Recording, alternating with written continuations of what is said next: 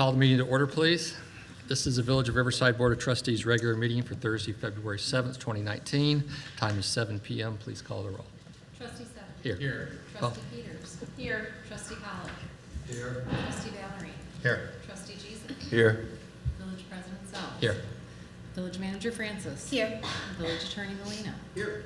Also present Village Clerk Haley. Not with us this evening is Trustee Lumsden. Thank you. If you'll please join us for the pledge.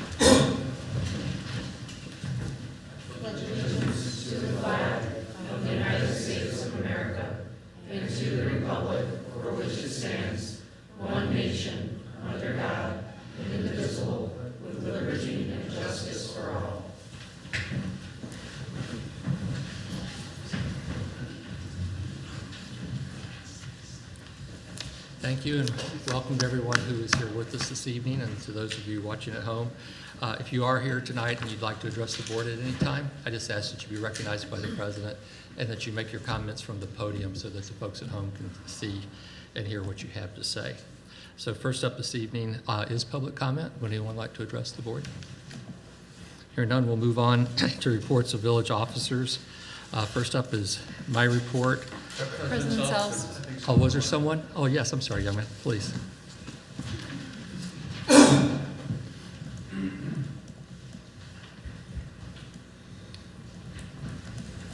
I am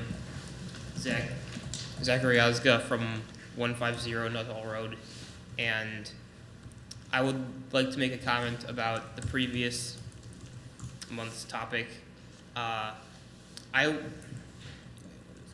I agree with making a veterans memorial because my grandparents and great-grandparents were veterans, and I think we should honor people who fought for our country. Thank you very much. I think you'll find unanimous agreement in what you just said. So on my report this evening, I just wanted to take a moment.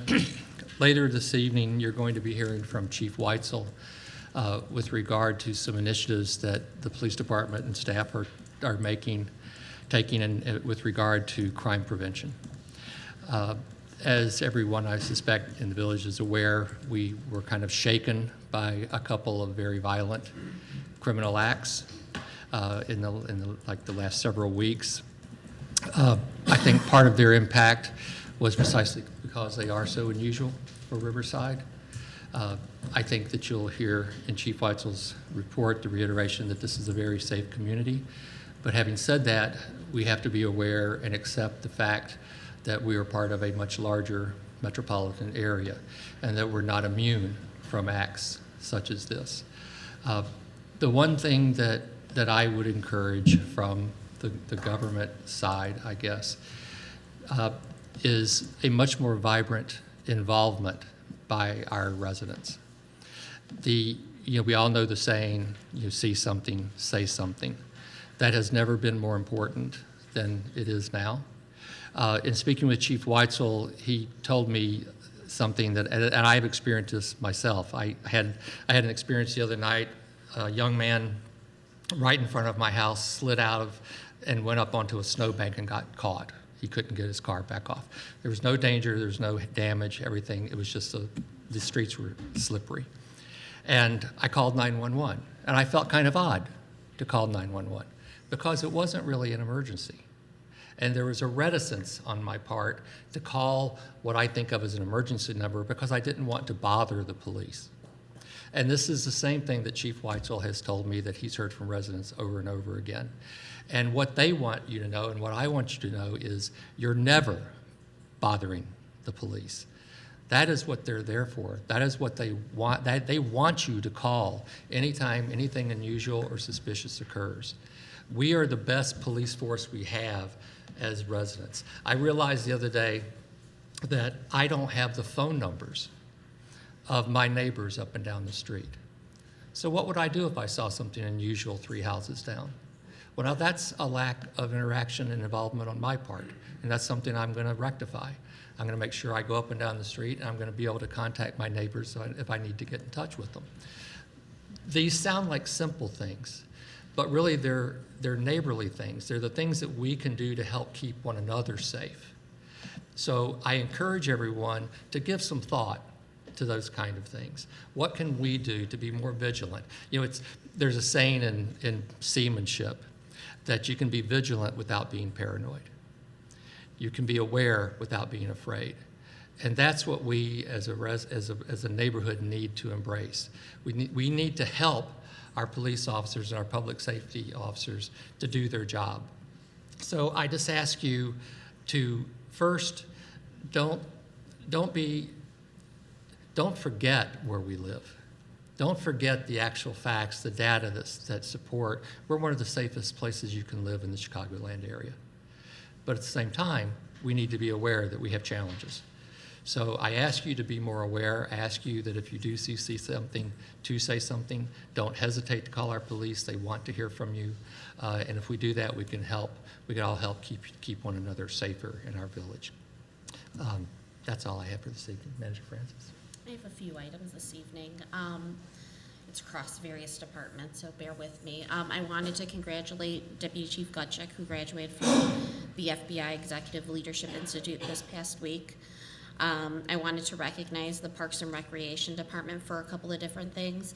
The department hosted a supervised program for District 96 students during the snow days that we had due to the extreme cold weather. We are very proud to be a community partner with D96 and are grateful for our relationship with them.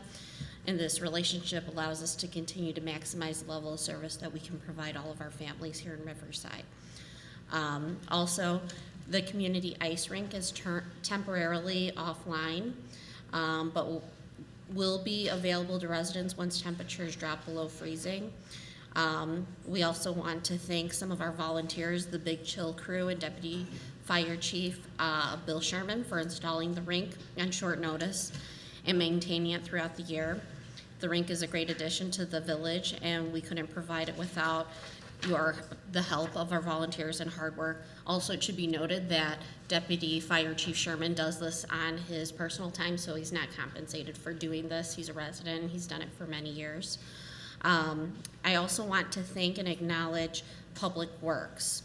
Our Public Works Department for all their efforts over the past couple of weeks due to the varying weather conditions and trying to manage all of those challenges between snow, ice, sleet, all of the above, in addition to dealing with water main breaks on top of it. Finally, I want to acknowledge the fire department for all of their work during the cold weather. They assisted the police department with 2 incidences during the cold snap. They assisted with 2 structure fires in surrounding communities, one in McCook and one in Stickney. In addition to that, there were several accidents, fire alarms, trouble alarms, calls for the ambulance, and water leaks. Overall, during that week alone, they responded to over 60 incidences, which accounts usually for 50% of the incidences that they respond to. So that's some extreme conditions that they were dealing with in that department as well. So I just wanted to acknowledge all the efforts of our departments during that challenging week. So. Thank you. Mm-hmm. So let me just add to that, since Manager Francis will never say anything nice about herself. There was the first day of the really cold weather. We all saw something on social media that said people had seen lights flickering. Manager Francis and Chief Buckley responded on the basis of that. Responded immediately. Chief Buckley was in constant contact with ComEd throughout that day. Got them out here to do preventative checks, and they actually found something in, I think it was in McCook, is that where it was? Something down the line that could have affected us negatively, and because of his proactivity, they were able to find that and rectify it so that we did not have any power outages during that time. So congratulations and thank you to our staff. It's wonderful. Next up is the approval of the consent agenda. On the agenda this evening is to approve the voucher list of bills for February 7, 2019, approve the Village Board of Trustee regular meeting minutes January 17, 2019, file and review the Historical Commission meeting minutes November 19, 2018, a resolution authorizing a $163,057.22 interfund transfer from the general fund to the capital projects fund to fund future capital expenditures, A resolution authorizing the village manager to waive competitive bidding and execute a sales agreement with Jack Phelan Chevrolet for a total amount not to exceed $33,057.22 for the purchase of one 2019 police utility vehicle. A resolution authorizing the village manager to waive competitive bidding and execute a sales agreement with Griffin Systems for a total amount not to exceed $130,000 for the purchase and installation of a CCTV surveillance system. That is the entryway cameras that we're going to be installing that Chief Weitzel will be talking about. A resolution for construction on State Highway during 2019 and 2020, and an ordinance amending various sections of the Village Code of the Village of Riverside relative to placement of small wireless facilities, wireless support structures, and ground-mounted utility installations within the village's National Historic Landscape Architectural District. Does anyone need anything removed for discussion? Hearing none, I'd ask for a motion and a second to approve the consent agenda. By Mr. Bellering, second by Mr. Gisa. Please call the roll. Trustee Setterby. Aye. Trustee Peters. Aye. Trustee Pollock. Aye. Trustee Valerie. Aye. Trustee Giza. Motion carries. Next up are reports of departments, commissions, and trustee liaisons. Are there any liaison reports? Hearing none, we'll move on to the report by Chief Weitzel. Chief Weitzel. Good evening, President Selves, trustees, Manager Francis. I'm going to talk to you a little bit about the crime prevention efforts that we'll be undertaking and some that are already being done as far as what's currently happening and what is going to be happening as a result of these two violent incidents that have taken place. I would like to start by saying that it's very unusual. I'll go off my memo for a minute. I think one thing that really highlighted these incidents is they were Friday and Saturday. I think that is extremely unusual. We don't see that type of violent crime back to back. Literally, without one bit of exaggeration, my detectives were leaving at 7 o'clock handling the home invasion when the call came out for the shooting, and they just stayed here. I think they worked 49 hours straight on that case. So and as a result of that, in the days that followed, myself, President Sells, the village manager met to kind of go over asked me what I was currently doing as far as crime prevention programs go, and what we probably could do or what we could look into, what we could do immediately or what I could do research on. But even before that memo that is in your packet was prepared, in addition to that, at our weekly staff meeting, the village manager asked your department heads, all your department heads, if they could add anything to what I was going to write to the village board, because as you know, many of your department heads here worked in other municipalities before they were employed here in Riverside. So the manager wanted to see if they could pull on their expertise on maybe what the police departments did in other communities that they worked. And there was useful information that came out of that. So while the name of this memo has my name on it, I can assure you your entire senior staff worked on this and gave me information to put into this memo. So I would like to go over, start out by saying, some of the terminology I used in here. You might be looking at it and say, what in the world does that mean? So I came up with these 10 principles, and I did not come up with them alone. They were a collaborative effort. And what are we going to do to address the situation? So I just want to go over what my own terminology is. So target hardening I have in there. What that really is making your property harder for offenders to access. Target removal, what does that mean? Ensuring potential targets are out of view. That would mean bicycle stuff, stuff that you would leave, garage doors, or something as simple as that.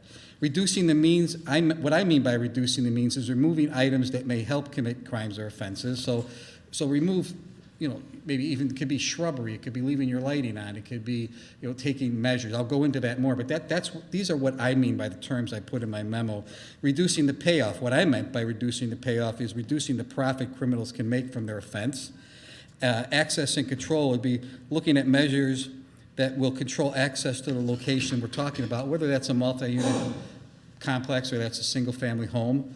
Surveillance, what I meant by surveillance and what your staff meant by surveillance is improving surveillance around homes, businesses that will deter criminals, and I will go into that a little bit more. Environmental change is ensuring property has a wider community effect and looked cared for, which can be a very big thing. Rule changing, what was meant by rule change is changing habits and setting rules setting rules for simple as signage, really for multi-unit buildings. You could put in surveillance signage, or you could put in no trespassing signage. Increase and change being caught.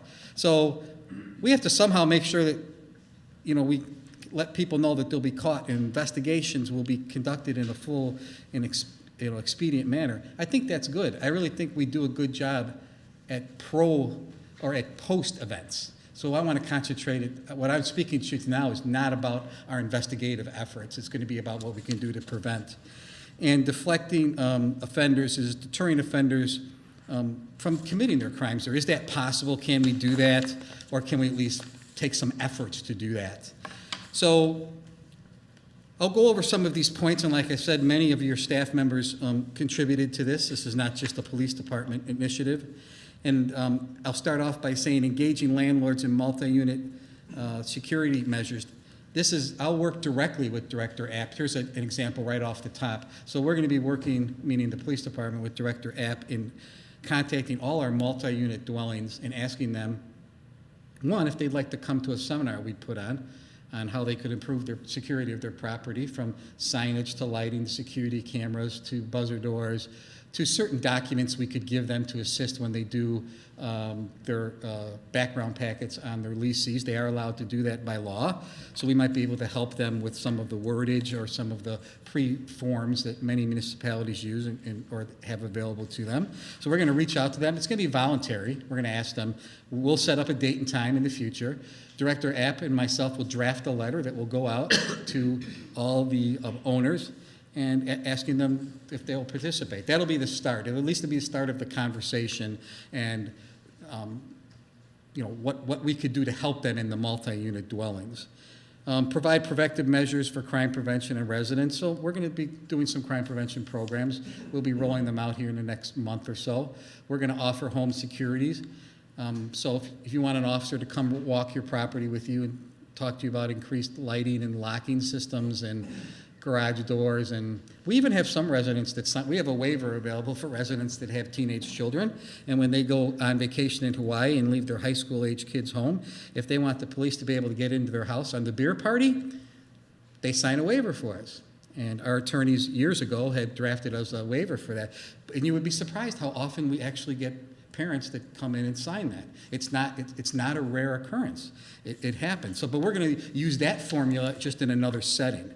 And an initiative that is currently going on is my Detective Sergeant Leo Coder reached out to Ring, and we're going to reach out to Nest, and we're going to see if we can set up a program similar we did to Lyft. And this is not my idea. This is Sergeant Coder's idea, to see if they would give our residents some type of discount for buying these Ring doorbells or Nest doorbells. But not only that, assist residents at no charge in installing them. While they are pretty easy to install, if any of you have them, you know it's not that complicated, but there are residents that would probably enjoy having a professional do that, especially if they're going to have a system in the backyard with spotlights. So we have already made inroads to their regional director, who has an office in Aurora. So we're waiting for a follow-up to see if the Ring, in this case it's Ring, but we also sent a letter out to Nest to see if they'd be willing to partner with us. And I'll be able to come back to the board probably within a month and let you know whether those companies are willing to partner with the village on that, which I think is an excellent idea. We'll be doing some research how to make Riverside less attractive to criminals. We're going to develop a street program where officers park their cars in areas and do their reports. So many years ago, we had the officers, if they didn't have to come in the police station to do an arrest or a very detailed report, we asked them to park in the school parking lots. And on their laptop computers, they can call up a bicycle theft, and they can write their report on the bicycle theft for 15 or 20 minutes in the school parking lot. I'm going to try to move that same program out into the streets. So maybe they could park on Forest Avenue or Pine or Groveland or Lincoln or Selborne. We're going to come up with these areas, and they can pull into a spot. The officer's computer is mounted in the car, and they can sit there for 15 or 20 minutes and type their report, which I think will get a good visibility in that area. So when I mentioned this to the landlord that helped us in the shooting case, I will say that the property management company in that building was fantastic. They assisted us from the get-go. They sent their employees to the police department to help us retrieve the video from that apartment complex facility. So I have nothing but positive things to say about Dolges Realty. He sent his employees in the middle of the night to assist my detectives for over 6 hours straight to retrieve video. So when I was talking to him in a follow-up, they even wanted to give it, would you like me to give you a parking space, Chief, in the back of our lot where your officers could park their car? We'll put a sign there so you can come do your reports. So I've already had some good response to that. One of the issues, though, is I'd like it to be out front in the street than rather in the back, but you could see that it was well received, at least by that individual. We want to let residents know what access they play or what part they play in reporting crime. And more accurately, suspicious activity. I will echo the village president's statement. When we had our own dispatch center, and if you currently speak to our executive director and our current combined dispatch center, he will tell you, and he could play tapes for you, where residents call and the first thing they say is, I don't want to bother the police, but, there's a car been sitting in front of my house for 4 hours, the engine's running, nobody's in it. Or there's a car I don't know, or the door is left open on the car for 2 hours. It's really strange. And they know their neighborhood the best. And when they call us, it's hard to define for you or give you data on how we prevented a crime. But I can tell you that residents that know their neighborhood and call us, we respond quickly. It's a small community. We can get there in a short period of time. I urge our residents to call us. Don't ever not want to call because you think you're bothering us. As the president said early, actually to bother us is probably our job. And you're not bothering us, but if you want to view it that way, that's why we're here. That's why you're paying taxes for police services. So I would always encourage our residents to report suspicious activity. And really call us, okay? Because I told the manager and the president a couple weeks ago, or maybe only a week ago, that we had a gentleman call about snow blowing at 5 o'clock in the morning, and he wanted us to stop his neighbor from doing the snow blowing. But actually, under the current ordinance, when you have a certain amount of snow, you can get out there to do your driveway to get to work. Well, we had a burglary happen where they pulled up a U-Haul, and they cleaned this townhouse out, and the neighbors watched it for over 2 hours and didn't call us. And then when the individual came home, his TVs were taken, his phones, they literally cleaned out this townhouse. But these same neighbors called for us for the snowblower that was going on at 5 o'clock in the morning. So I would just encourage, if you see something that's wrong, 24 hours a day, pick up the phone. Always use 911 because you can't get even if you get disconnected, the 911 center has your address. If you get inadvertently disconnected on the 7-digit, 8-digit number, we don't have your information. We don't know where to send officers. The minute you make that connection on 911, if you're accidentally disconnected, we will still know where to go. So those are some of the issues we're going to be implementing. And this isn't all-inclusive. In fact, when I'm done with this memo here, I'm really looking for feedback from the board, residents that are here that would give us ideas. We don't have all the answers. Some of the programs that we're currently doing that maybe some residents don't even know about, the yellow tag door hangers, is really a nighttime event, but and really more on midnights when the officers go by the home and they see a garage door open or a big wheel out or the summer bicycles out. Instead of waking the homeowner, lots of times they put it away, shut the garage door, and then they put a door hanger on with our name and the officer's name, and he was there at 2:30 in the morning, your garage door was left open. We'll put those on your car, just so you know that when you come out, we were there, we put it away, that's why we were there. We didn't wake you up at 2:30 in the morning, but we put your stuff away. We have watch houses available at the police station and on our website. Not enough residents take advantage of that. You can go right to the website, fill the information out right there on the website. It automatically comes to the police department, and we put it in our watch book. I would encourage you to do that if you're going away on vacation. I'm a true believer that aggressive, targeted traffic enforcement program reduces crime. So the more the residents see police cars making traffic stops in their neighborhoods or in the center of town, just the police car being there with the lights on, and I don't even know if they have to be issuing a ticket, they can be giving a warning, but I just think that presence tells people that are driving by the police are there. So I've always been a supporter that a traffic enforcement program reduces criminal activity. Okay, the two that are going to be coming shortly, the street camera program, or the CCTV camera, is going to be ready to roll out quickly. Now, some of that will depend on weather, and we're waiting for one piece with District 96. And then we will start in earnest. We will start working on that program when the weather breaks. And the first rollout is going to be Kimbark, Woodside, Park Place, shooting down the school, the train station. We're going to put cameras on the inside, the outside. It'll catch the center of town. When I did the survey with the company, another spot that might be really good where we have electricity, one of the few places, is where we disconnected the red flashing light on Long Common and Autobahn. So there's a direction each way there with those posts that are standing there that currently have electric going there. They're just not working on the one side because we put new stop signs in there. But we're hoping to develop some type of aesthetically pleasing pole or some type of thing that we can catch coming in on Long Common from Harlem and going out, because the electricity is already there. So we're figuring that that might be a really easy spot. Phase 2 will be Harlem Avenue. So we're going to look at the Harlem Avenue corridor at Phase 2. It's going to be a little bit more difficult because all the power currently there is managed by IDOT. So we're either going to have to figure out a wireless bridge that'll get to the smokestacks on District 96, Central Hauser School, and then back to the police department. But we're in the process of doing that, and this will all come back from the board. These will not be implemented without the board knowing this is the plan, here's the sketch, this is the work that's going to be done. But I want you to know that is well underway. Just because it hasn't appeared in front of the board does not mean that we have not been out surveying. We've been walking the areas, we've been testing for sight lines, et cetera. Can I ask a question Sure. on that? It seems like you prioritize the center of town. I was under the impression we were prioritizing entryways and exits. Can you, maybe you touched on that, it's just. So this we is the did, we low-hanging wanted to, fruit, or- you're absolutely right. Long Common and Harlem, there's no way to get, currently, without building a electrical structure and then getting a pole and device high enough in order to get video back to the police facility. We're going to figure that out, but that might take a little bit more of actual capital investment, meaning we might have to break ground, we might have to actually put wires into the ground, do some boring. We're not sure, or maybe figure out a wireless way. We did do First and Forest.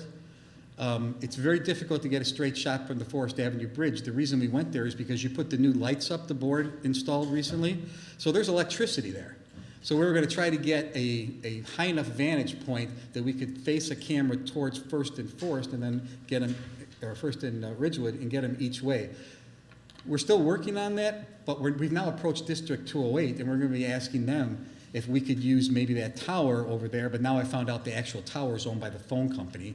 So we're going to be asking to see if we could get some type of receiver on that large phone tower that's on RB's property over there. Because when I approached the school, they said they just lease it out. That's owned by I think that's Ameritech, if I'm not mistaken.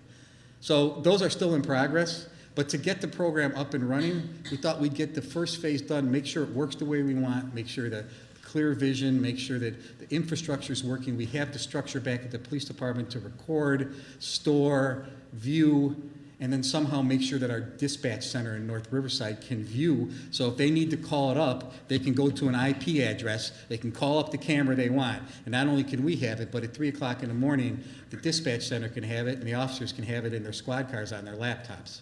So that is all going to be part of the program. But we are, the second phase is going to be really the entryways besides the one on Long Common by the flashing light. It's just because logistically it's difficult, and we're having a difficult time having IDOT even answer us on whether we could use electricity there.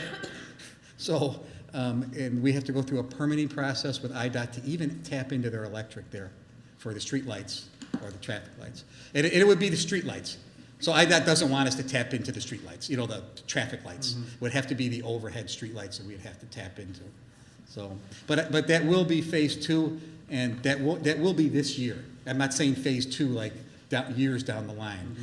We'll go right into that project after we get the first one up and running. Yes? Does it make any sense to partner with any businesses?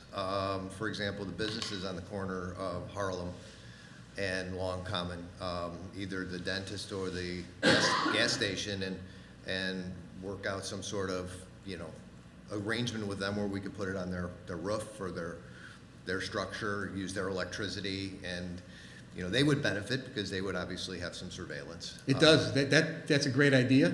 River Forest does that, and so River Forest has cameras. They got an agreement with the Starbucks, if you've been over there, and they have an agreement where they just pay the monthly, whatever their percentage of the electric bill is.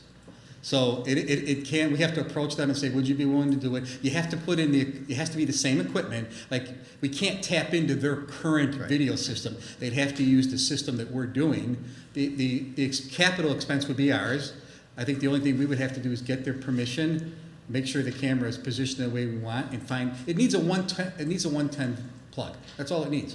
So if we had to run conduit up with a 110 plug, that's not even a big expense from somewhere that currently has electricity. Right. So, yes, I mean, it is worth absolutely going to businesses and ask them. In fact, when I met with President Sells and the manager, one of their ideas was, maybe, you know, we know where some of the cameras are in our businesses, because we had that survey we did years ago. The President Sells asked me, maybe we should look into, see if residents would voluntarily tell us who has cameras that would want us to have access to them only in a crime. So we wouldn't monitor them. But if there was a burglary on the 200 block of Nuttall, and we knew there was a camera at 220 Nuttall, a private residence camera, we would have an Excel sheet we could go to, call the resident and say, hey, can we come over and view your ring, or you might have one on the eve, at your eve, and we think it caught a garage burglary. So I thought that was an excellent idea. I was planning on advertising that, because it would only be voluntary. We wouldn't make anyone do that. We would just need to know what your equipment is, how long you store video, and if you would allow us to access this if your neighbors had a crime that we thought your video caught. Because I'll tell you, when we do surveys, like your house is burglarized, there are residents that come right out and they say, I got a ring. Come on over here. I mean, they tell us that. So I think we would have residents that would say, sure, absolutely, come. I'll let you know I have one. If there's a crime on my block, feel free to come. Any of you that have the ring and nest know that, you know, a lot of times they catch your whole driveway in the street if you have one, depending on how you put it in there. So they're very, and if you have a ring or a nest, how many of you have, the quality is excellent for that little device on your door. I mean, the video is outstanding. So better than some of this grainy video you see on the news of some armed robbery in the city of Chicago. This video is much better than that. So I do think that's an excellent idea, and I plan on following up with that probably in the weeks or a month after this board meeting here.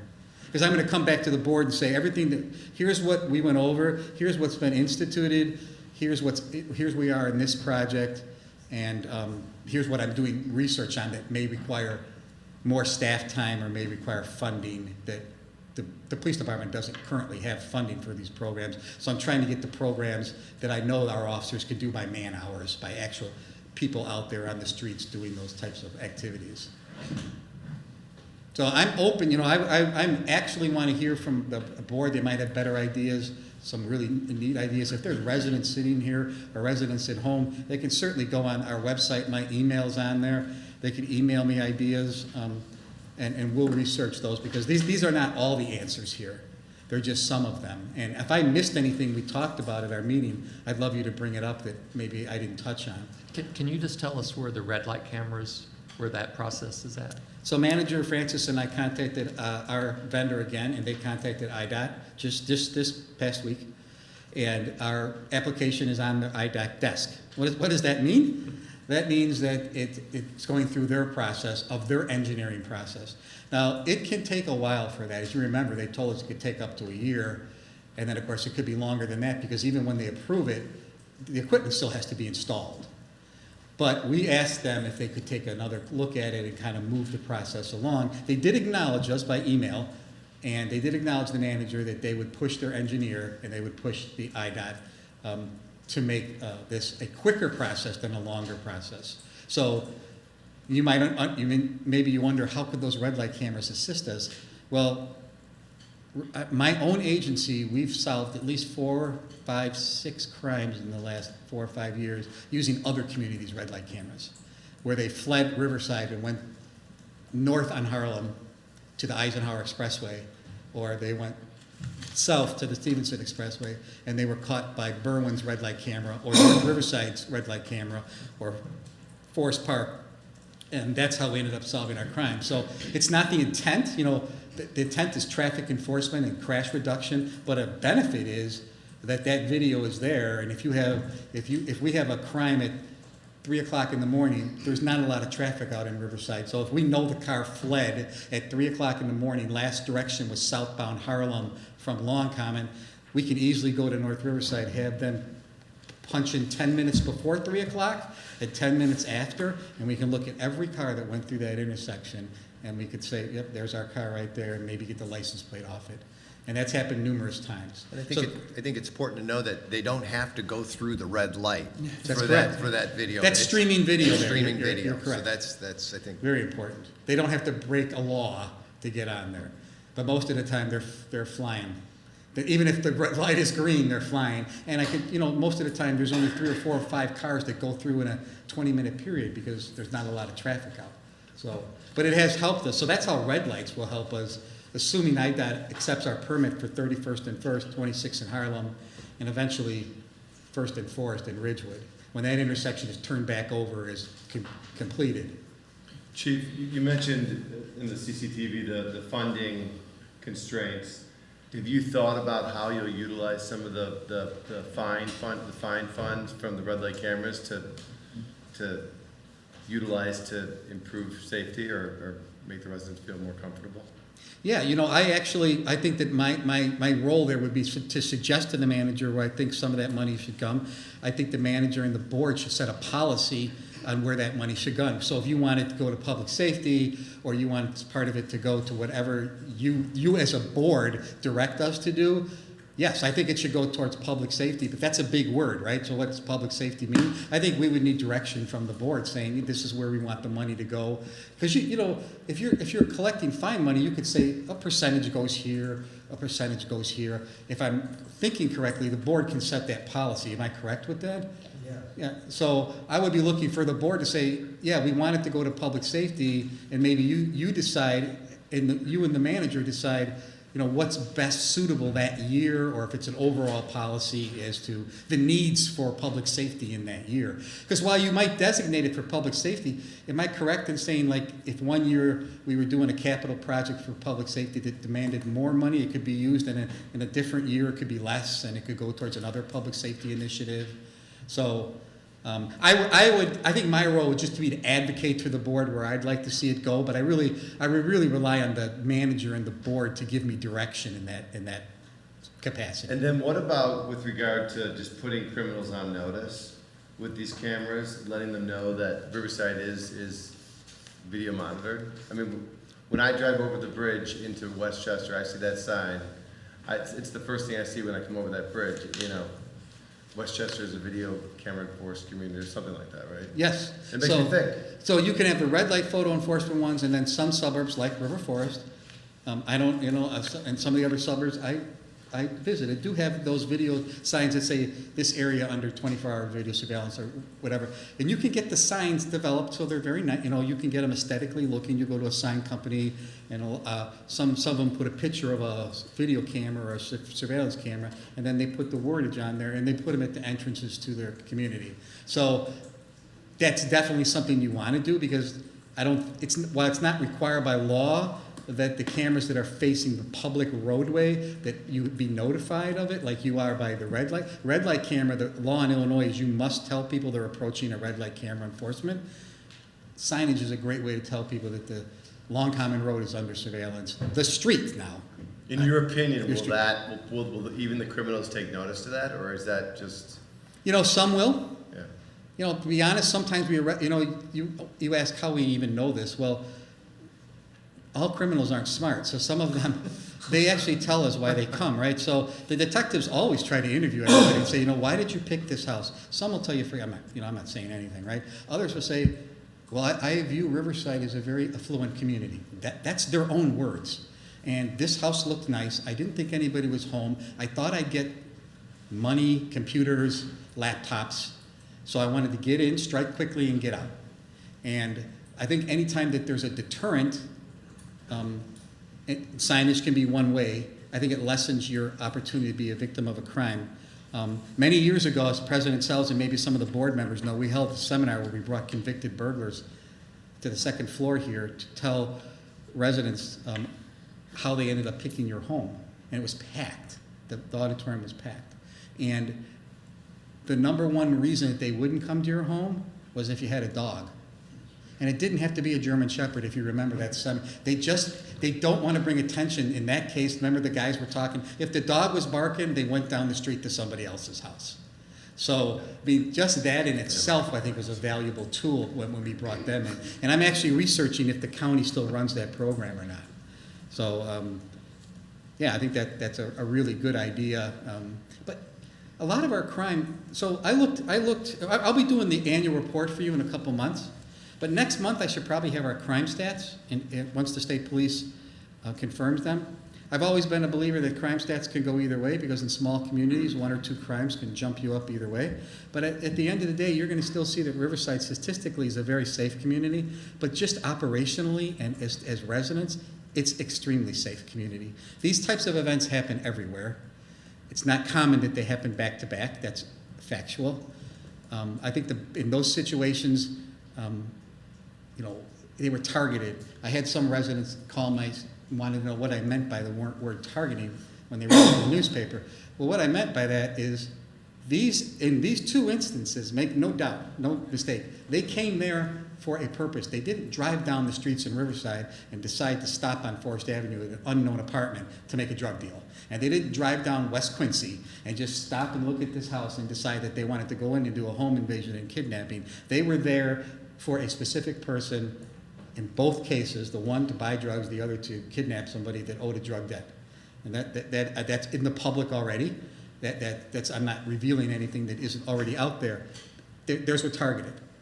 It's kind of difficult, really, to prevent that from happening. Our best thing we can do is respond and then do these initiatives that we hope people don't come here with criminal element. Cameras, signage, better lighting, more police presence.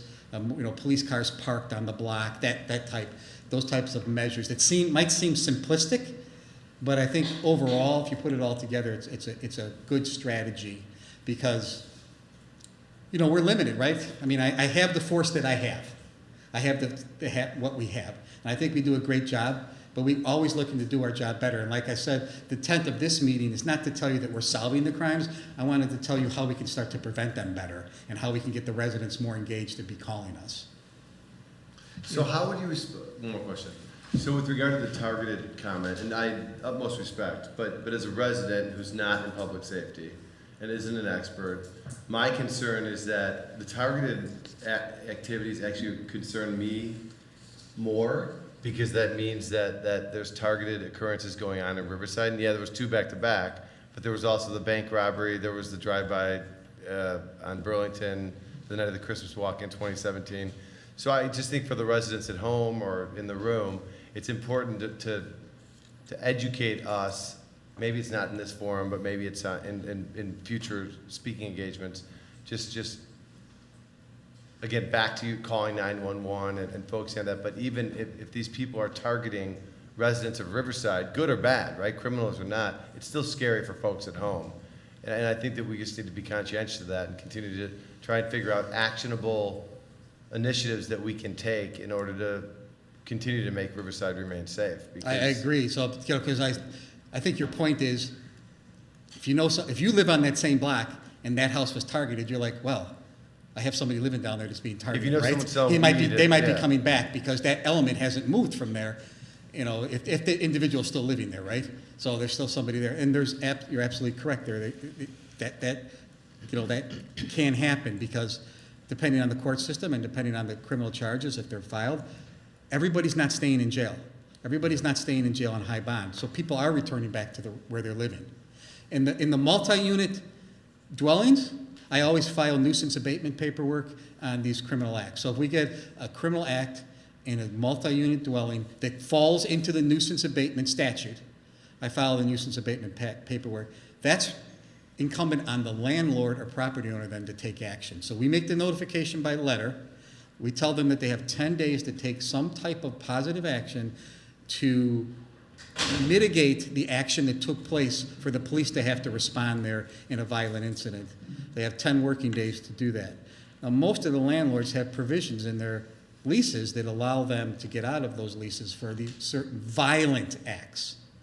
You know, not just a drug arrest, but a violent act. So, and they can't do it right away. You know, some of these leases, if you read them, they get 30, 60, 90 days to break that lease because of a criminal element or a criminal act.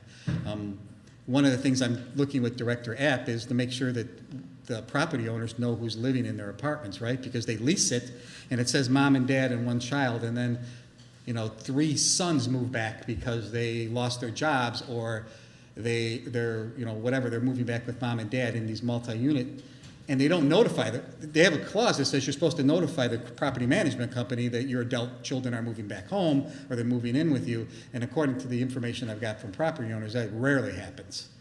You know, sometimes they're like, I didn't even know this kid was living here. The lease says it was mom and dad and an 8-year-old, and when you guys came and served this search warrant on the house or the apartment, I had no idea their 25-year-old son had moved back in with them. That's a common occurrence. So that's one of the issues we'll be working with the property owners, the property management companies, to make sure that they could, you know, keep a better handle on that. So one last thing. So what would be great for me personally, and I think that perhaps the rest of the board, is if you could send a wish list, right, of what tools you need or you desire to have, right, that would make yours and your officers safer yourselves, but also assist in managing some of these targeted events. I mean, what do you need, right? I mean, let us know what you need, and maybe we can provide it, maybe we can't, but. You know, I will do that. I would think the board has already made tremendous strides. I will say that these closed circuit televisions, now while they're a lot of times used for post-event investigations, I do believe there is a deterrent factor in there. I believe the red light cameras will assist us in post-investigations. The key here is to try to find out how we can make it target hardening, for lack of a better word, for not only the multi-unit but single-family homes, so residents continue to feel safe. Because I would disagree totally with anybody that says Riverside's not a safe community. This is my 35th year here. This back-to-back type crime has never happened in my 35 years, from when I was a lowly patrolman to the chief of police now. So are things happening? Yes. Are elements, you know, is society changing a little bit? Or we don't live in a bubble? Absolutely, we don't live. But we do have some really good things here that prevent crime. And you know what? Just our roadway system, I think, prevents it. I think people get confused. They don't want to come in here. You know, I had 2 or 3 residents call me who was complaining about the crime on Quincy, the home invasion. And they said, they apologized to me when they realized it wasn't East Quincy. They didn't even know we had a West Quincy. These were residents that lived on East Quincy, and they thought it was on the 200 block of East Quincy, and they wanted to know what I was going to do about it because they had a house, they were giving me an address, and I said, no, this is West Quincy, west of First Avenue. They're like, what? What are you talking about? So, you know, I mean, that's kind of what we deal with sometimes too. It is a very remote street. If you don't know the 200 block of West Quincy, it's not easy to get to if you don't know where you're going. So I think our geography also lends to crime prevention here. But you know, we can always do better, and I can always improve my agency. I have a staff meeting scheduled with my staff, and we're going to go over this, and I'm going to share with the manager the directives that will go out.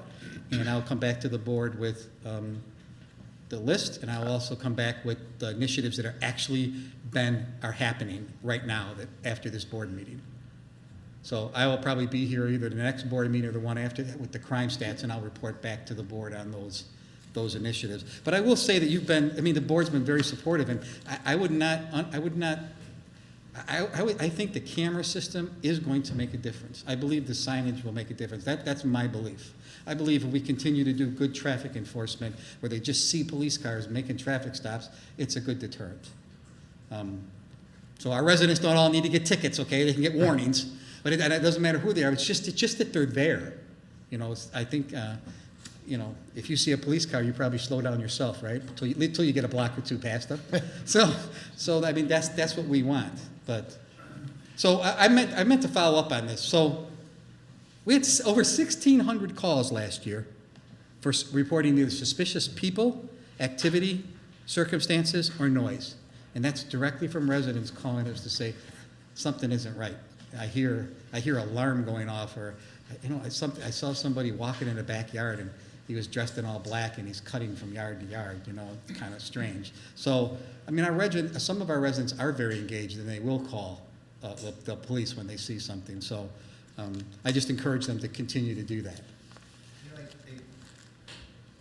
On that point, I think it's very important that residents don't feel that if they dial 911 and, I was watching Facebook or something a couple weeks ago where the person was going door to door collecting for Lamb's Farm.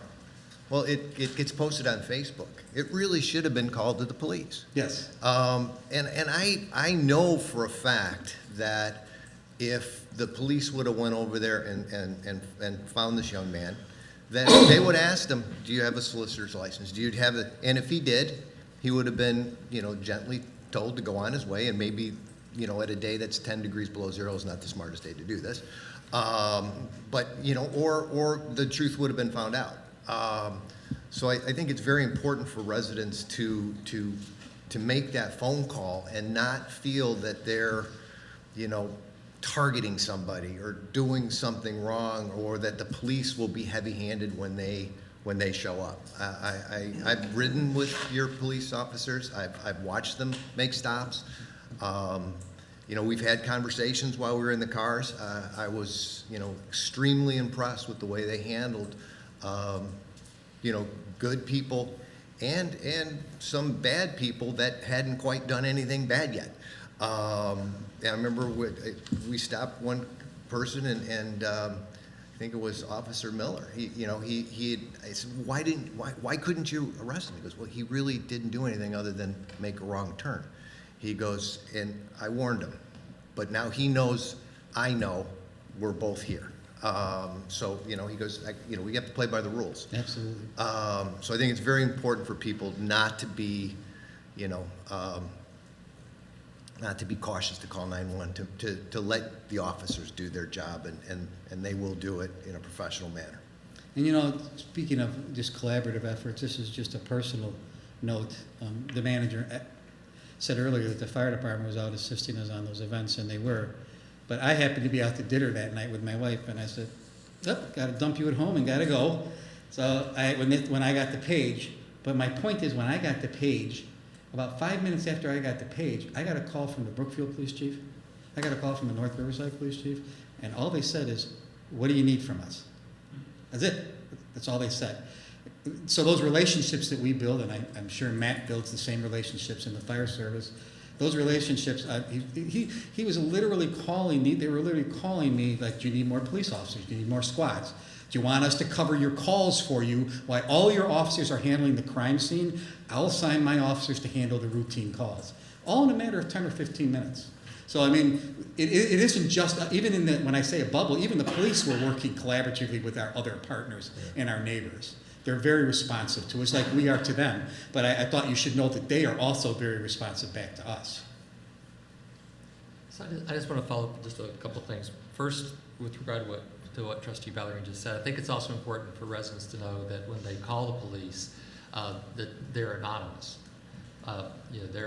Your name is not, it's not like the bad guys can find out who called the police to tell them something. So that's important. With regard to the cameras, and Trustee Ballerini touched on this, I've had a couple conversations with some of our businesses who already have existing camera systems and asked them if they would be willing to partner with the village to have us add cameras to their existing system that would target areas that we want targeted. So, for example, Labaro said that they'd be glad to put something that would cover that intersection right there in front of us. So that's something I think that we could follow up on. I think a lot of our businesses would be more than happy to do that. And another thing, going to something that Trustee Jesus said, I think a lot of times the best antidote to fear is knowledge. And one thing that, and I've mentioned this to you already, one thing that Naperville does is they have a crime map.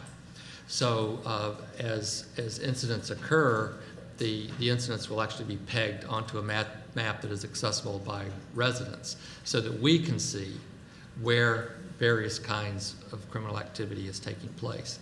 So again, I know that that's a resource and staffing issue. Yeah, I actually, but- was looking at a couple of crime mappings, ones that you can put on your website, and I wanted to see if there was any grant available. Some of them aren't all that expensive, and what I mean by that is most of them could be like $5,000 and under, but I just wanted to see if there's any, grants that would be available for that. And then what type of man hours is required to put the data in there?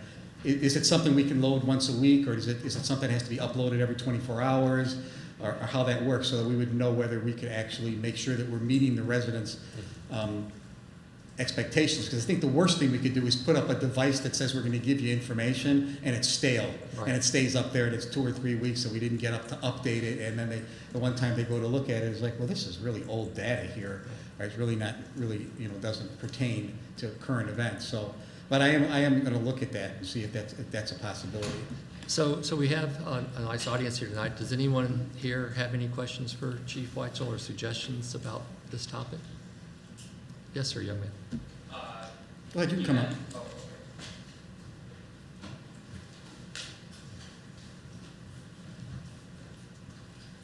So you mentioned not having any funds for the camera system. Are there any community things that you would do to get funds? Yes, so actually, at tonight's board meeting, the board has already approved not to exceed $130,000 capital investment into a street camera program. The red light camera program, the funds will be put up by, the capital is being put up by the company, and that is already underway. But actually, the board has already authorized the street camera program and has already funded the first phase of it. And if we need, when we come back if we need money for a second phase, we'll come back. But there's already money left over in the first phase to use for the second phase. So they actually already have been very supportive, and there have been funds designated to that. Anyone else? Is that it? Chief Weitzel, thank you very much. I appreciate this. Thank you. We have no ordinances or resolutions tonight. Go and move on to considerations. First up is a consideration of construction material for Kent Road alley improvements.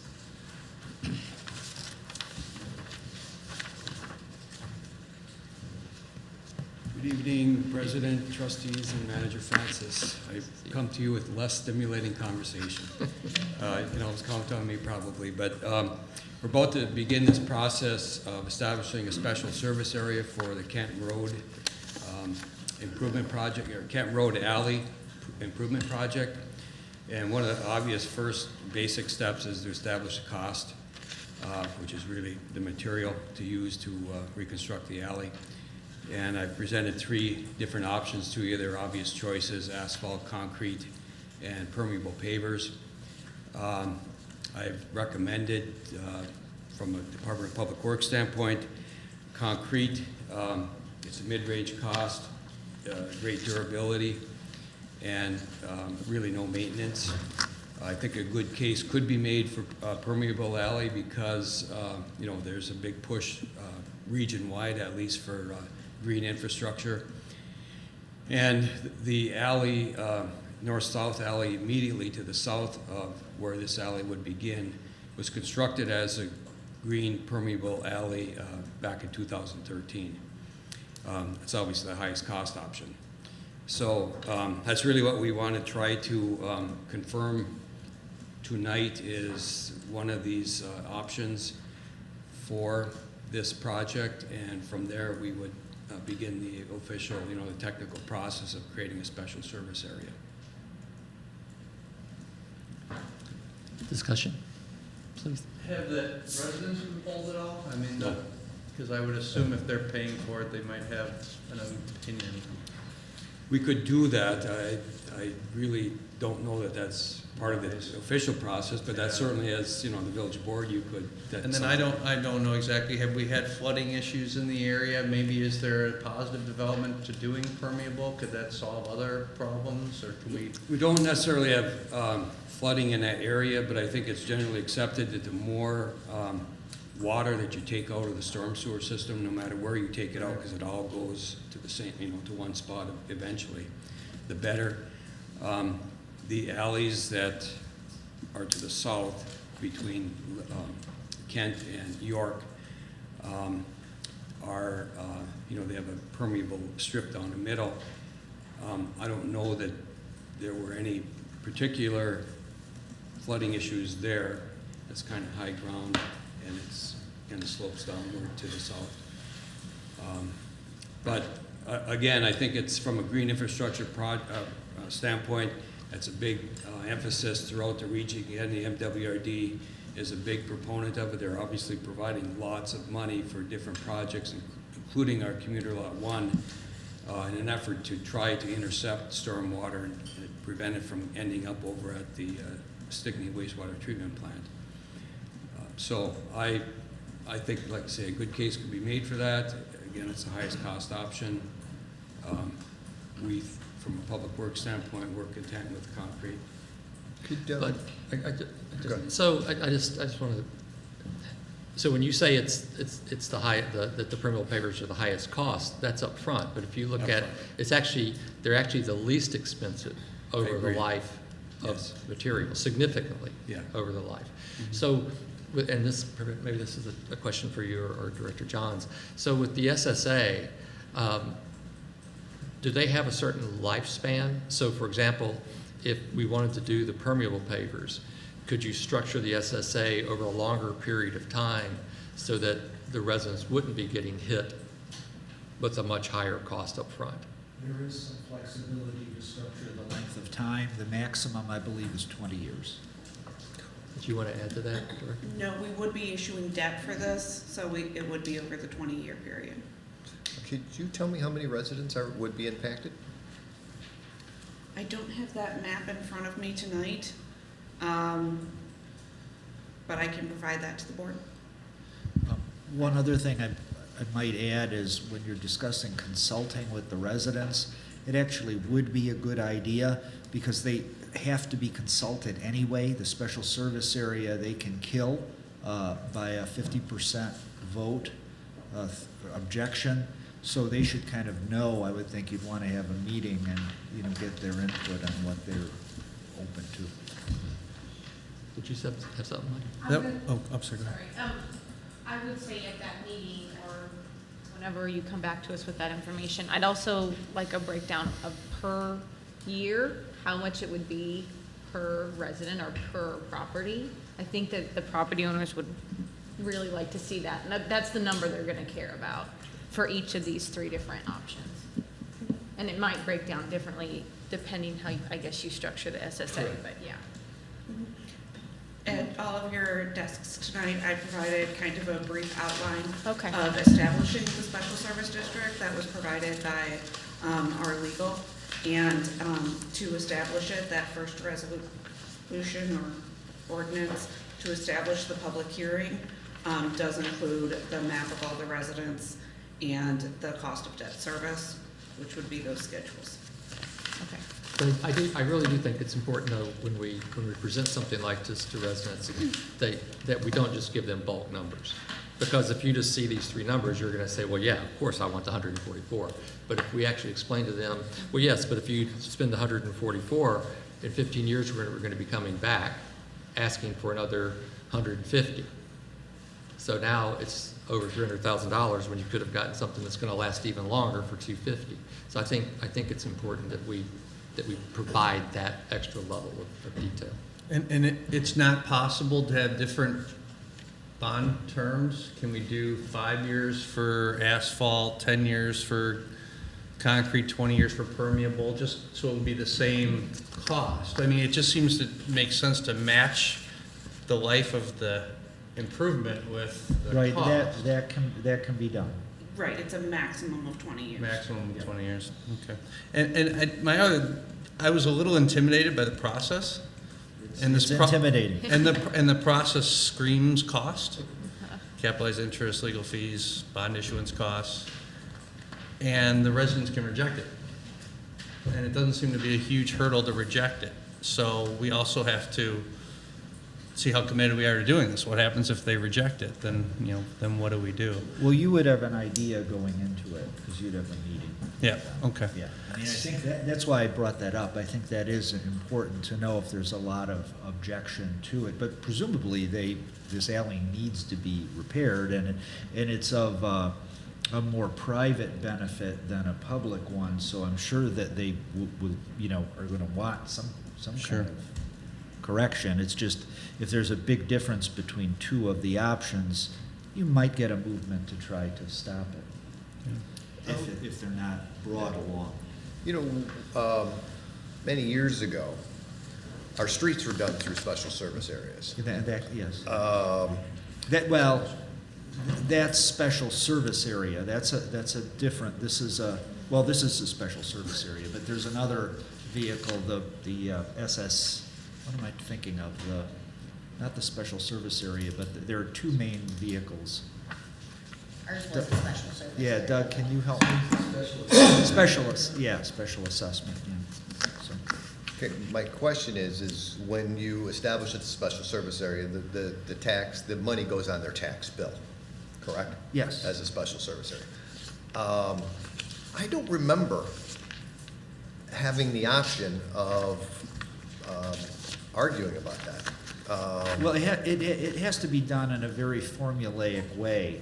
There have to be filings, objections filed with the clerk, and they have to add up to a certain percentage in order to nullify the presumption that the ordinance is valid and goes into effect. And the village can't make it a point that this needs to be done for public safety or something like that and force the issue. Well, yes, I mean, the special assessment route doesn't have that vehicle, so there's another way to structure it so that there's less of an opportunity to defeat it. Then why are we taking one way over the other? Well, because you need to pay, somebody has to pay for it, and the easiest way to float bonds to pay for something is with the special service area. It's just cleaner. And also, they're paying for all of it. Special assessments typically have a hybrid of public benefit, private benefit, and it's also subject to reassessment and objections in the court system. It's actually a court process. As difficult and complex as this process looks, that's more complicated. And this is also a smaller project and more conducive to a special service area. I don't think we're prepared to make a decision on what material tonight. I think we need to see the per unit costs, and it'd probably be nice to see a little bit about the maintenance, because clearly the concrete's gonna be easiest to maintain and clear and all that. And we do have to factor that into versus patching asphalt and clearing debris from permeable pavers and all that. Permeable paver maintenance cost is hard to predict. It's a matter of really inspecting it regularly and performing maintenance if it's required. Mm-hmm. So it's really becomes a little bit more of a manpower issue at the front end, that inspection aspect of it. But we are performing that type of maintenance on our other facilities. We have the parking lot in East Burlington and these alleys. So I think one other point I'd like to make, that one of our issues with these alleys, that we don't have many alleys at all, but they certainly compete with our streets for funding. That's part of the issue here. The village kind of plays hell trying to keep up with our regular street pavement deterioration. And this is a fairly expensive prospect to rebuild, basically, I think, reconstruct this alley. Doesn't mean that the village board couldn't decide to do that. It's a matter of priorities, so on and so forth. But it costs about, just for some information, about $600,000 per mile these days to resurface a mile of street. we have 35 miles of street, so that's part of the trade-off here, I guess, too, is this project would compete with streets, and that's obviously your choice to say we want to prioritize things. It's good, good discussion. We're not used to this special assessment process ourselves either, and I don't think that this board is, so it's... When are you planning on doing this? I mean, ideally, when would you like to do this reconstruction? Well, I don't know how long the process will take, and it might take this year to go through the whole process, especially if there's people contest it, that kind of stuff. There's a very limited period to do that. So Is there? Okay. 60 days, I believe. It takes a little bit of time, but it's done. If it plays itself out, it's a couple months. It could be done this year. I mean, we're starting early. This is in February. So it's definitely something we could do this year if the process moves along. So I think you've heard what Yeah. information the trustees would like to have before they make a decision, so just come back with Yeah. that when you can. We're looking for a discussion.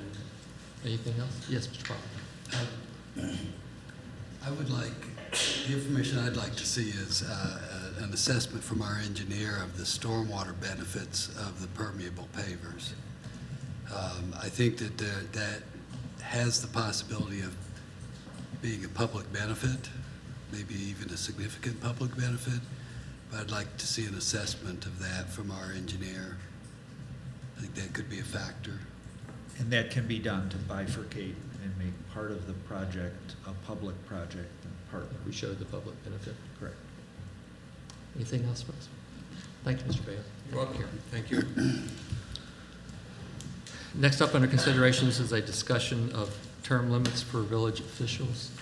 Are you going to take this one, please? Or do you want, you're having trouble. You're not feeling well. I'll read the agenda history sheet. Manager Francis is under the weather a little bit. At the request of board members, this item was placed on the agenda for discussion. For the village to impose term limits, a referendum would be required. Under the Illinois Constitution, all municipalities, both home rule and non-home rule communities, have the authority, quote, by referendum to adopt, alter, or repeal their forms of government provided by law, end quote, and, quote, to provide by referendum for their officers, manner of selection, and terms of office, end quote. And that is a provision of the Illinois Constitution, Article 7, Section 7. So the question tonight is just a general discussion of this topic, whether the board is interested in getting more information, and whether we want to ask our village attorneys to provide more information. So it's open for discussion. I guess I'll start. So, is it possible, Attorney Molina, to draft a question for a referendum? And this sort of was my thought came across. I was frankly very surprised that we didn't have term limits. I know that there was sort of an unwritten bylaw with the caucus that's no longer. Yeah, and that's completely Right, that's voluntary. understood. Completely, and it's completely voluntary by the candidates. We had a community where Right. a caucus person just decided to file on his own for another term. Right, Everyone was right. shocked, but it happened. Right. So Nothing. that unwritten rule or whatever. But what is the process that it would take to do this? You'd have to place a referendum on the ballot to impose term limits and to define what those limits are. And then the voters could approve it, and it would a majority vote of those voting, same as to elect somebody or Right. to pass any referendum. I'm sorry. Go ahead. What elections would? Any election. It could even be a primary election. But we couldn't do it for April. I mean, Right. when is the next opportunity, I guess, is the question. At this point, it would be November. November of 2000, which is the We have a- presidential we don't election. Yeah, that's right. That's But the primary, the March, is not an option? It is an option. Oh, okay. I mean, we have to look at what the next, it could be a local or a general election, so you just look at when the next one is, and then the election board puts out deadlines every election season of when referenda have to be filed. So you know, we would look at when the next one the board was interested in, and then I would be able to give you the date or tell you when the date would be available, And depending. then it's just a line item on the election, the referendum for the village and the residents vote for it, Correct. yea, yes or no. Right, but it's very important when you talk about, because you're changing your form of government, so you need to define what those term limits are. Is Right. it an 8-year, you know, is it, what, was it non-consecutive? If, you have to, you would Yeah. have to define it. It's, but communities have done it. There are term limits, there aren't many, but there are a few communities that. I wrote up something, and I'd love to get feedback from folks. I just said, suggested referendum language. My statement is the intent of the village to that maximum terms for each office be, and I have village trustee two full 4-year elected terms, village president 2 full 4-year elected terms. Then I kind of stole this from the bylaws of the caucus. It says, insofar as it is practical, it is the intent that the candidate for village president preferably be selected from active, maybe this is just me, from active or past members of the Board of Trustees to ensure that this important office is filled by an experienced individual with adequate knowledge of village laws and regulations, as well as administrative practices and procedures. Because one thing I've learned in 2 years is that there's a strong learning curve with this. So 4 years I think is too long. 8 years is a good amount of time. I mean, 4 But I years do is think too that allowing other residents, getting more people engaged in the process is really important. I think that the caucus not being involved in this last decision-making process was telling. And I just think it's good for the community, especially a community like Riverside. There's so many fantastic residents here, and I think that just, you know, digging into those people is powerful.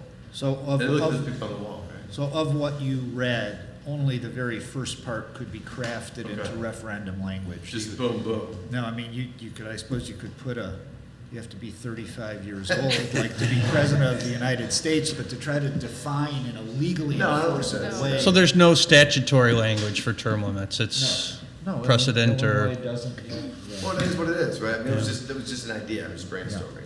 I think So maybe just one comment to your language, I would suggest consecutive terms. Yeah, I didn't put that in there. So 2 full 4-year consecutive elected terms.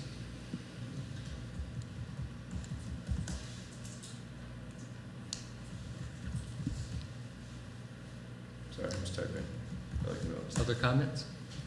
I've thought about this a lot. I'm finishing my second full term, and I'm not running for reelection, for various reasons, but one of them was that unwritten caucus rule. But I hear people say, I have a lot to offer, blah, blah, blah, and I get that. But you don't have to sit on this side of the table to make a difference in this community.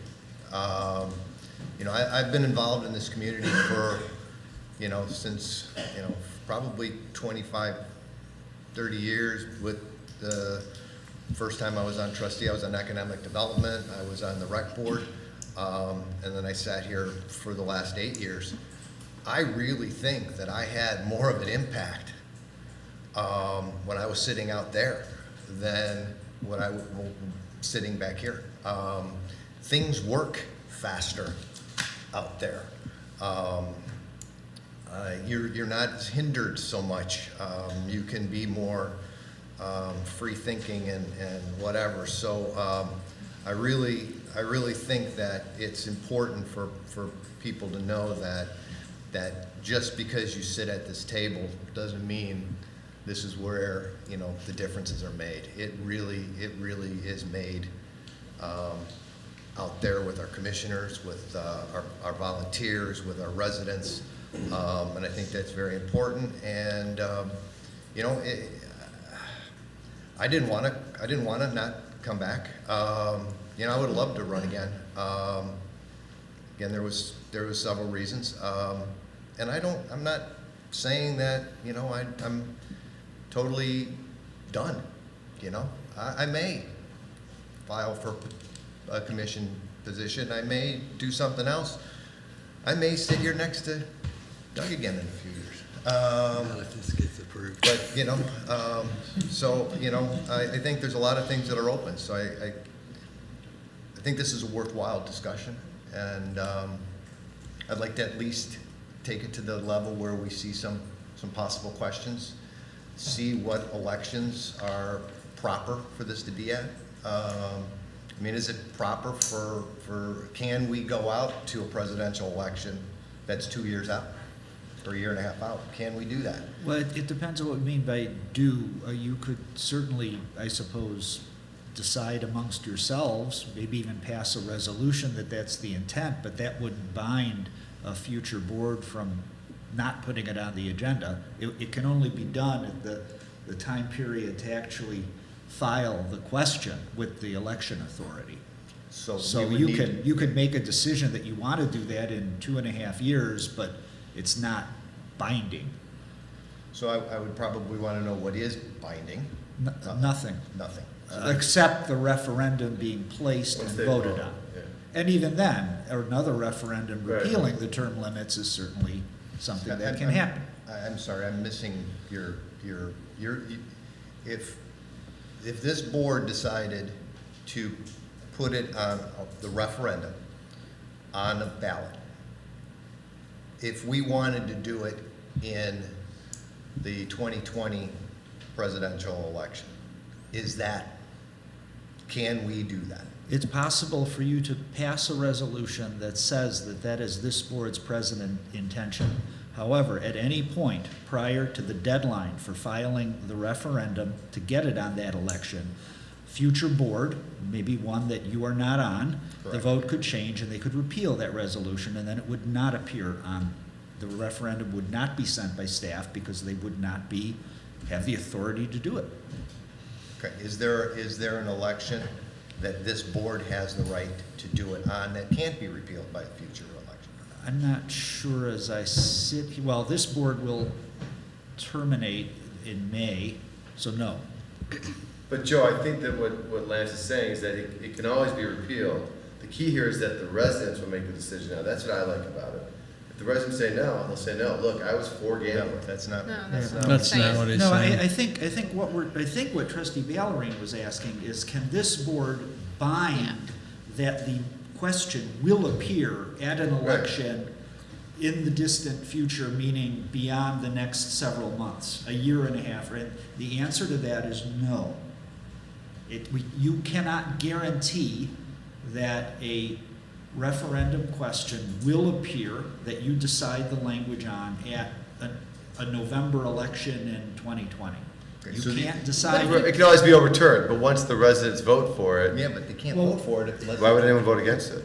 I mean, If A the future board could say, we don't want that referendum resolution? to be put. No, on." I understand that. I understand that. But what I'm saying is that once the residents elect it, they say yes or no, right? I mean, statistics say it's 88% private residents.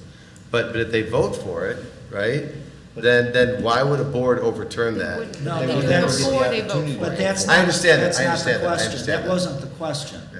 If a I see what you're saying. referendum passes that affects the form of government, which term limit is one way to do that, and let's hypothetically say that none of the offices, the offices that are elected shall serve more than 2 consecutive terms. That's pretty basic, and it's not totally uncommon.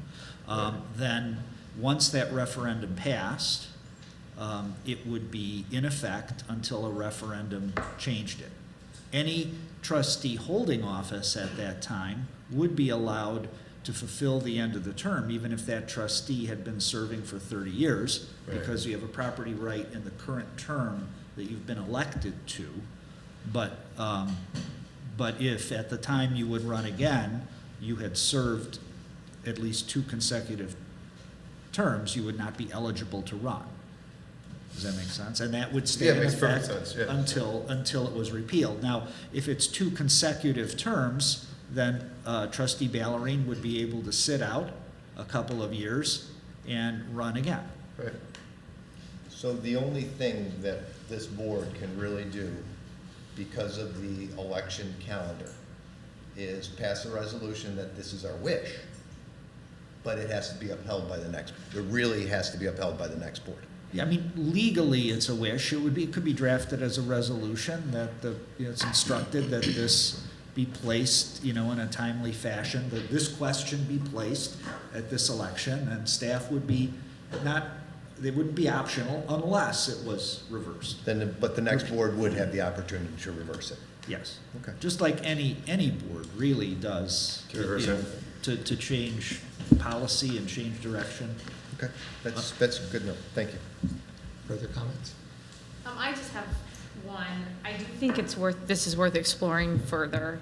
It sounds like to me that maybe what we need to do is wait till that timeline of, did you say a year before? No, it's like, for example, it's similar to the deadlines that the candidates have, right? So you Okay. have, for example, in the local election that's happening in April, all the candidates had a deadline sometime in December to get the papers on file.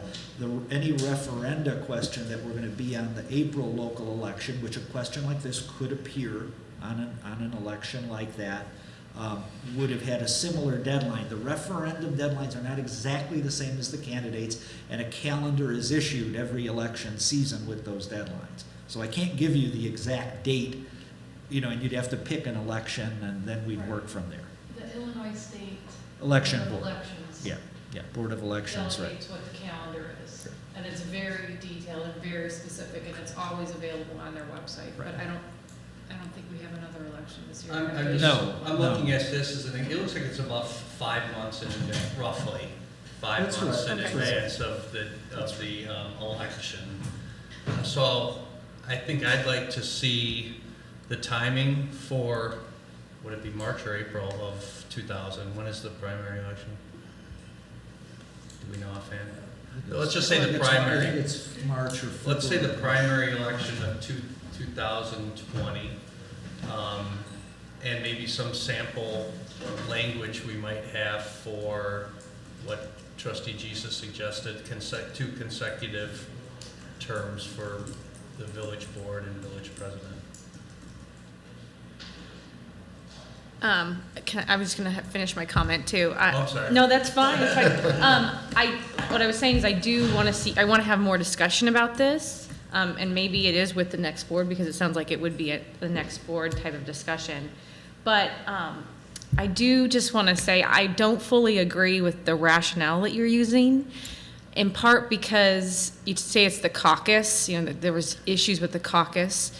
I don't think limiting terms of the current boards are going to improve the number of people who. So let me clarify that. Yeah, That absolutely. was- Excuse me, let her finish.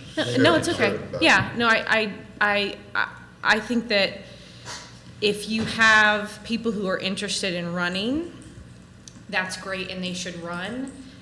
But I don't know that limiting, if there are people who are serving on this, beggars can't be choosers a little bit. I don't see a ton of people lining up. And we have great people in this village who would be fantastic at these board positions. But I'm not seeing people run to the ballot boxes to get on the board right now. So that's my only concern, is that if we say that it's, are we limiting good talent like you, Joe, from continuing to serve our community and potentially opening ourselves up to, a gap where the talent is not able to fill because we don't have people running. And I may not be saying that correctly, but you get my gist. Wait, Joe, can I respond to her? Yeah. Comment to me first? No. Can I want to just add real quickly a question. I have some comments, but I'll save that to later.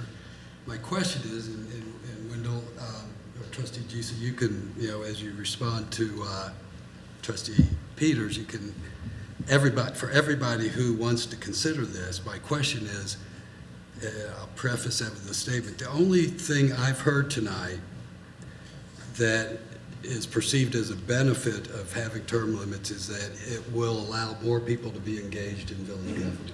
It's the only thing I think I've heard, unless I missed something. So I want to know, is that the only reason that trustees want to discuss this, or is there more? So first let me respond to Liz. So the idea, I was referencing the caucus because I took some of the verbiage from their bylaws. I didn't mean the caucus not being there is what caused the lack of turnout, right? From my perspective, what I've seen here, since I've been here 2 years, a short period, right? But I really think it's logical to bring new residents onto the board in a cyclical way. Trustee Sadovit, you're right, it probably should be 2 consecutive terms, so giving people a break and able to come back. I just think that it will revitalize the town, and I think that, no offense to all of us, none of us have been here for longer than 8 years, right? I just feel like there are a lot of people out there that will get involved if they're motivated to do it, and if they're driven to do it, and if the new ideas and the fresh ideas come to the board, and we can make changes and really elevate staff to be successful. I mean, I think that the idea of having the same trustee sitting here for 30 years is terrifying to me. It's just terrifying. And I think that you need to bring people in and out. And frankly, I agree with what Joe said. I think that having people sit at these tables and for 8 years or 16 years, they still have the opportunity to come back. But I think going back to a commission after sitting here and the impact you can have on the community on a commission is powerful, right? Everyone up here is volunteers. We're here for a reason. I just think that sitting up here for too long is unfair to the residents. And look, the residents may disagree with me. If they disagree with me, then that's fine. But putting a question on the ballot doesn't take much. It's 2 sentences, and if they vote yes, great. If they vote no, no. I mean, let the residents decide. It's their community. And for me, I'm just a believer in term limits. I mean, how great would it be if we had term limits for the state of Illinois, for the city of Chicago, for Cook County? We're different, I'll give you that, but the risk is there too. I just think, as both Trustee Ballerine and Jesus said, doing this again for years 9 through 12, to me, is less valuable than serving in another capacity. I can't understand that. And I do firmly believe that we have to clear space for people to come up. I mean, there is a view that it's an old boys network here, and you got to know someone to get on the board, and how that happens is a mystery, and we need to do a better job of communicating that. But we need to make that more transparent, and you do that by getting people more involved. I think it was highlighted for me when we had the town hall. If you eliminated past, future, and current trustees, there were 10 residents that showed up for it. We need to get more people involved somehow. And it's something that's worked. I mean, it's been voluntary, but it's been somewhat policed by the caucus. I think it's probably been 40 years since we've had someone serve more than 2 consecutive terms. So I don't think we've limited talent. I think we've had trustees that have surprised on the positive side, and probably some that have surprised on the negative side too. So, but when you've got 7 of us, the diversity, I think, is powerful. Mr. Pop, before you, Mr. Lumsden sent in a statement that he wanted mentioned. Do you want to read it? Yes, I can read it. I have received numerous comments from village residents that would prefer that our village have term limits for elected officials.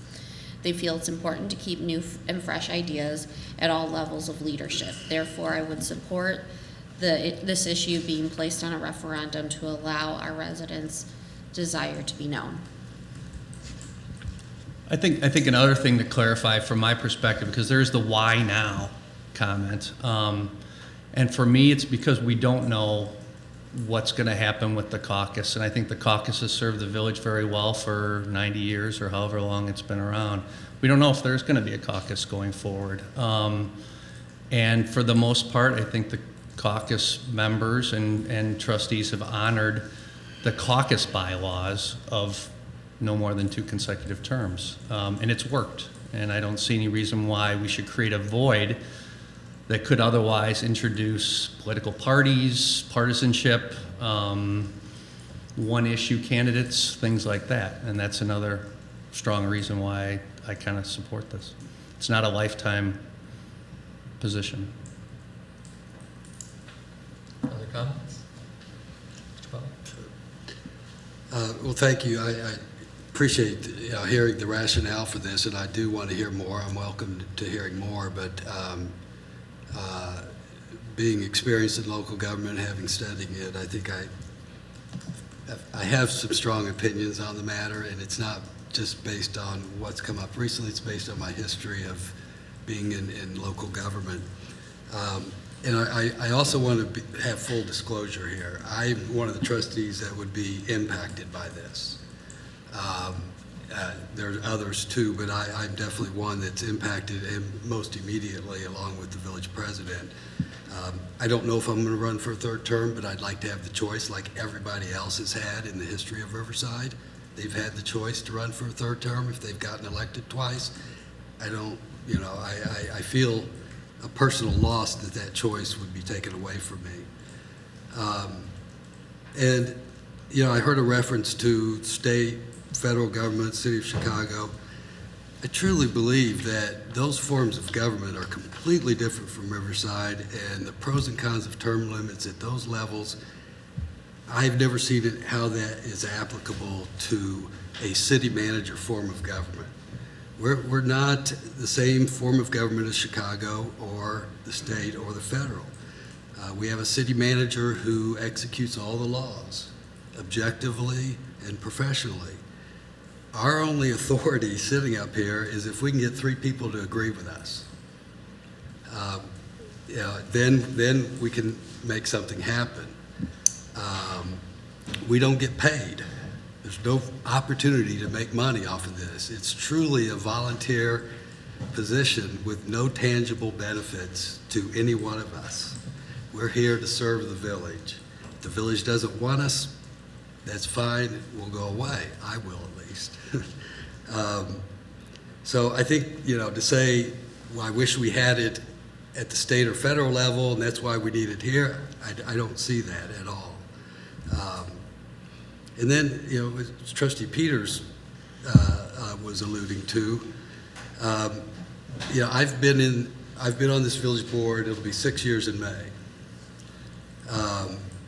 During that time, there has been an opportunity, if everybody had not run for re-election and nobody quit midterm, the maximum number of trustees we could have had is 15. Anybody want to guess how many we've had in that time period? 13. We have a turnover problem, in my opinion. It's too much turnover. And I'm excited about the new candidates running. I think they'll be great. But I think my guess is, I don't know, I haven't talked to them, that they would admit that it would be nice if there was another trustee with a little experience besides myself to help them and become acclimated to being a village board member. I've also served on the Riverside Caucus Nominating Committee, and every time it's been a struggle to find people willing to run. Everybody's interested in Riverside village government, and everybody wants to serve. But quite frankly, if you have a full-time job or a young family, it is very difficult to find the time to serve on a board.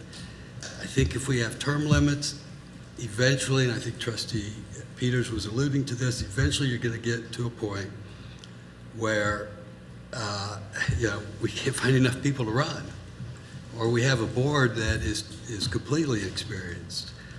And I don't think that's fair to the new trustees who might come in, and it's not fair to the community.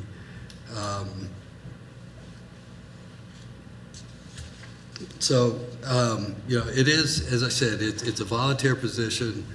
I have not seen yet, and I'm open, I'll keep listening and hearing for it, but I have not seen anyone express a benefit that resonates with me for having term limits. I haven't heard it yet. If someone has something new or additional to add, I'd be happy to reconsider and take that into consideration. I think term limits takes choices away from the voters. I think the voters would appreciate having them decide who's going to be the trustee, not some rule that is not generally followed in village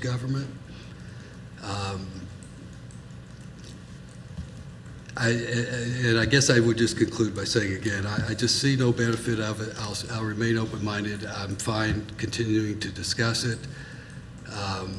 You know, if someone comes up with a new and different idea for this, I'll listen, but I'm rather frustrated because, again, I don't see any benefit to the village, and I just see downside. So thank you for your time and listening. Could I just have one comment to that?